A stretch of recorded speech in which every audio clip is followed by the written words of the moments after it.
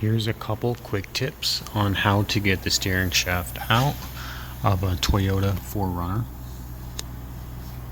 So you got here, go ahead and spray it. You can put a punch in here and split it, and this will come out easier, and then take an air hammer and push that up. Always make sure you mark it. So you see that shiny spot? I know it goes right by that shiny spot right there. For here, I also marked it. You can see that black line right there.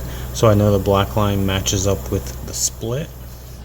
And then how I got it loose was this bad beast right here. So I get up in there like this, catch a groove, and then hit it, and it'll come out. For this, you can do the same thing. This piece here pushes up into the car. To get the bolts out, you will need some sort of a wobble extension, and you can get right in there just like this. Boom, boom, boom. I did have to heat mine up a little bit because it was really rusty, but it worked. So. Also, another trick that helped get this out easier is taking a needle scaler and removing the rust if you have that issue.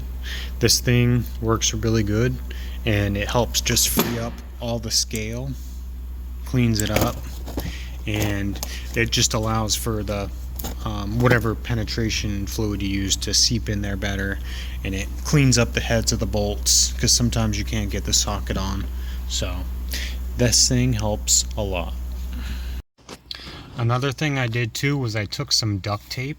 I put the wheel straight and I duct taped it so that way the wheel doesn't move, because the biggest problem I found with doing this job is getting the steering wheel straight afterwards.